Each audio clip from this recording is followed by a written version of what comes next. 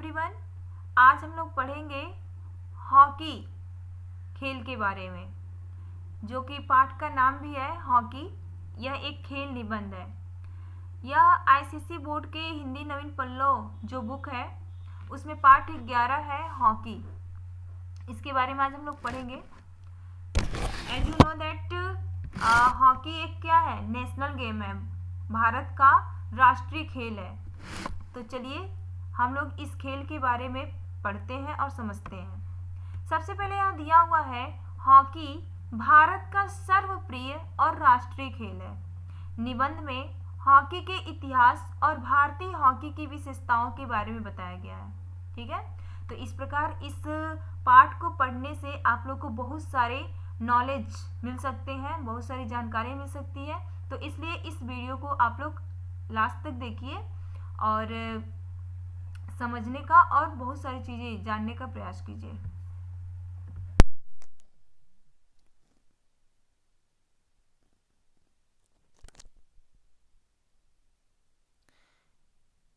Hockey Bharat का एक लोकप्रिय एवं राष्ट्रीय खेल है।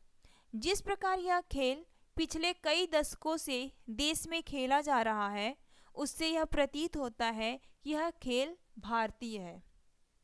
वास्तविकता यह है कि भारतवर्ष में हॉकी को अंग्रेजों ने शुरू किया था।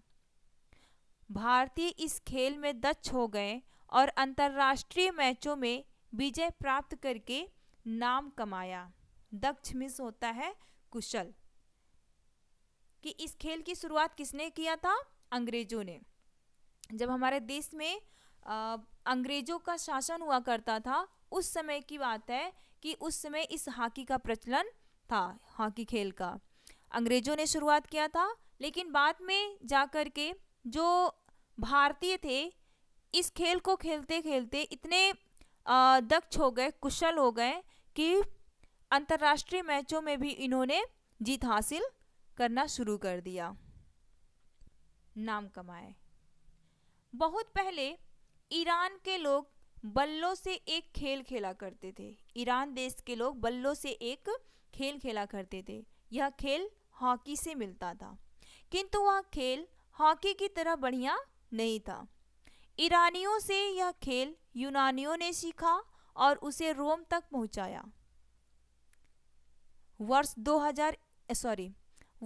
1921 में एथेंस में हुई खोज के आधार पर इस बात की पुष्टि हुई कि यूरोप में यह खेल पूर्व से ही 14 मीटर से ज़्यादा की दूरी से गोल किया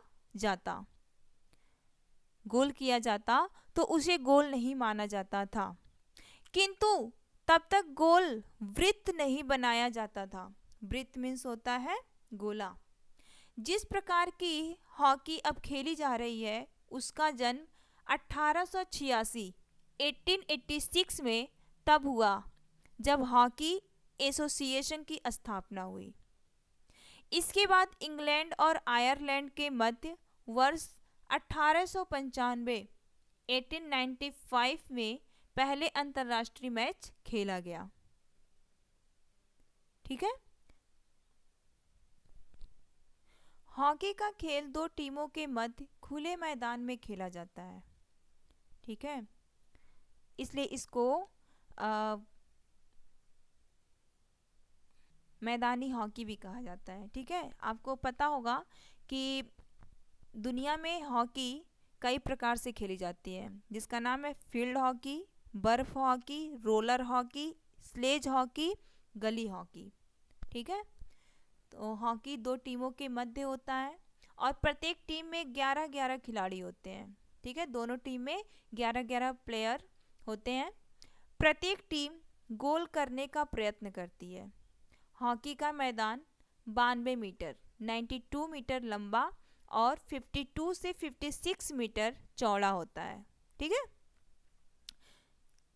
हॉकी के खेल में गेंद, हॉकी, चुस्त ड्रेस, हल्के मजबूत और सही नाप के कैनवास के जूते, झंडियाँ, गोल के खंभे, तख्ते तथा गोल की जालियाँ, आदि चीज़ें काम आती हैं। मीन्स जब जो प्लेयर्स होते हैं खेलने के लिए जाते हैं फील्ड में, हॉकी खेलने के लिए जाते हैं, तो उनके लिए क्या क्या चीज़ें इंपॉर्टेंस होती हैं, महत्वपूर्ण होती हैं, उसके बारे में यहाँ पे बताया गया है कि हॉकी खेल में गेंद, हॉकी ड्रेस कैसा होना चाहिए और जूते कैसे होने चाहिए, तख्ते तथा गोल की जाले, ये सारी चीज़ें वहाँ पे मौजूद होनी चाहिए। कहाँ पे? जो प्लेग्राउंड है, फील्ड है। ठीक है। हॉकी का खिलाड़ी स्वस्थ तथा मजबूत होना चाहिए। जो हॉकी खेलने वाला प्लेयर है उसको कैसा होना चाहिए? बिल्कुल हेल्दी होना चाहिए, स्ट्रांग होना चाहिए। उसमें उतनी शक्ति होनी चाहिए कि वह 2-3 घंटे सक्रियता तथा एकाग्रता से खेल सके तो और तेजी से दौड़ सके। ठीक है। एकाग्रता मीन्स ध्यान से। हॉकी के खिलाड़ी में फुर्तीलापन, तत्काल निर्णय लेने की शक्ति तथा सहिष्णुता होनी चाहिए। जो हॉकी का खिलाड़ी है उसके अंदर क्या होना चाहिए? फुर्तीलापन होना चाहिए। तत्काल मीन्स होता है तुरंत किसी भी निर्णय लेने की शक्ति होनी चाहिए, समझ होनी चाहिए। सहिष्णुता मतलब सहनशीलता होना चाहिए उसके अंदर। ठीक है। ये सारी क्वालिटीज एक हॉकी प्लेयर के अंदर होनी चाहिए। हॉकी के खेल में सहयोग तथा सद्भावना जरूरी है। एक दूसरे का सहयोग करना, एक दूसरे के प्रति अच्छी भावना रखना, ये सारी चीज़ें एक हॉकी प्लेयर के अंदर होनी चाहिए। अकेला खिलाड़ी कुछ नहीं कर सकता, इसलिए जितने भी प्लेयर्स हैं उनको एक साथ मिल करके रहना चाहिए। ठीक है। क्योंकि अकेला प्लेयर नहीं जीत सकता है, कुछ नहीं कर सकता। कुछ खिलाड़ी ड्रिबलिंग से दर्शकों को मुग्ध कर देते हैं, किंतु यह अच्छा नहीं है। वर्ष 1908 में हॉकी को ओलंपिक खेलों में शामिल कर लिया गया। उस वर्ष जो अंतर्राष्ट्रीय प्रतियोगिता हुई उसमें केवल England, Scotland, Wales, Ireland, Germany तथा फ्रांस ने भाग लिया। ओके।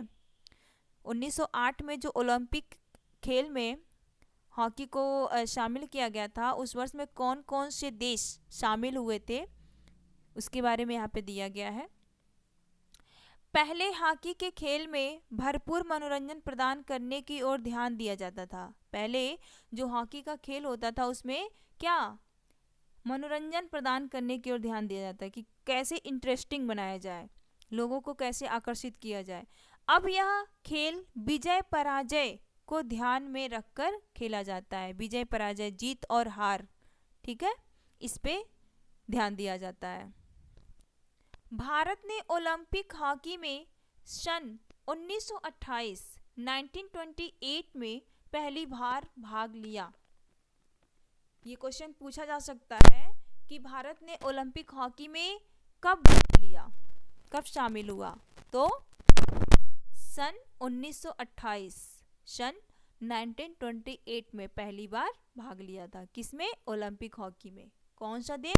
भारत ने। अंतिम स्पर्धा में हॉलैंड को 30 गोल से पराजित करके हॉकी नाम का जमा दिया। ओके। किसको हराया? हॉलैंड को। कितने गोल से? गोल से हराया और हॉकी जगत में अपने नाम का सिक्का जमा दिया। 4 वर्ष बाद लॉस एंजिल्स में भारत ने फिर से स्वर्ण पदक प्राप्त किया। ठीक है। इस प्रकार धीरे धीरे जो भारत देश है वो हॉकी खेल में क्या करता गया? विजय हासिल करता गया। भारतीय खेल ड्रिबलिंग में कुशल थे। भारतीय खिलाड़ी जो थे वो ड्रिबलिंग में कुशल थे। 1936 की भारतीय हॉकी टीम के कप्तान मेजर ध्यानचंद थे। 1936 में भारतीय हॉकी का जो टीम था उसके कैप्टन कौन थे? मेजर ध्यानचंद थे, जिन्हें हॉकी का जादूगर कहा जाता है। आपसे ये क्वेश्चन पूछा जा सकता है कि हॉकी का जादूगर किसे कहा जाता है? तो हॉकी का जादूगर मेजर ध्यानचंद को कहा जाता है। उन जैसा हॉकी का जादूगर विश्व में अभी तक नहीं हुआ है। समझ में आया? देश में अभी हाल ही में उनका 100वां जन्मदिन मनाया गया। ठीक है, 100 वर्ष हो गए मेजर ध्यानचंद जी मरे हुए, लेकिन आज भी उनका नाम अमर है। क्यों? उनके योग्यता, उनकी काबिलियत की वजह से। भारतीय खिलाड़ियों का गेंद पर सदैव नियंत्रण रहता था और वे पास देने में भी कुशल थे। ठीक है, भारतीय जो खिलाड़ी थे उनका गेंद पर हमेशा क्या रहता था? कंट्रोल रहता था, नियंत्रण रहता था, और पास देने में भी वो काफी कुशल थे। प्रत्येक खिलाड़ी प्रतिरक्षा तथा आक्रमण करना जानता था। प्रतिरक्षा, आक्रमण से बचाव। आक्रमण से बचाव, प्रतिरक्षा मीन्स होता है आक्रमण से बचाव। प्रत्येक खिलाड़ी जो थे वो क्या करते थे? आक्रमण से बचना और आक्रमण करना, ये दोनों चीजें वो भली भांति जानते थे। प्रत्येक भारतीय खिलाड़ी में टीम भावना थी और वे राष्ट्र के लिए खेलते थे। ठीक है, प्रत्येक भारतीय जो खिलाड़ी थे, भारतीय खिलाड़ियों के अंदर क्या थी? टीम भावना थी, और वो अपने लिए नहीं बल्कि राष्ट्र के लिए खेलते थे, अपने देश के लिए खेलते थे। ठीक है, तो इसलिए इसका जीवन मूल्य भी है, खेल से टीम भावना का विकास होता है। ठीक है, तो खेल खेलने से टीम भावना का भी विकास होता है।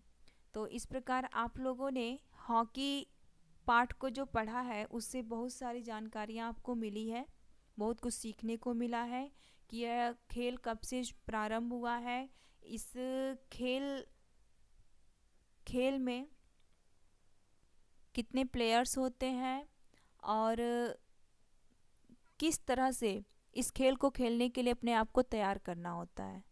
ठीक है, तो हॉकी सबको पता है कि हॉकी हमारे भारत देश का एक राष्ट्रीय खेल है और एक लोकप्रिय खेल है जिसको सब लोग पसंद करते हैं।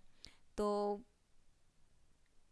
आप लोग भी इस पार्ट को, इस लेसन को फिर से आप लोग इसको रीड कीजिए, और जितने भी इम्पोर्टेंट चीज़ें हैं जैसे सन वगैरह है, देशों के नाम है, जैसे कैप्टन का नाम था मेजर ध्यानचंद, इस तरह की जो मेन चीज़ें हैं इसमें, उसको आप लोग ध्यान में रखने की कोशिश कीजिए, याद कीजिए, उस पर ध्यान दीजिए, और इस निबंध को फिर से आप लोग पढ़िए। जितनी बार आप लोग पढ़ोगे उतनी बार आप लोग को और अच्छे से समझ में आएगा। ठीक है, तो आज के लिए बस इतना ही। नेक्स्ट वीडियो में हम लोग इस लेसन के जो भी क्वेश्चन आंसर है, वर्ड मीनिंग है, एक्सरसाइज है, उसको कंप्लीट करेंगे। Okay students, bye.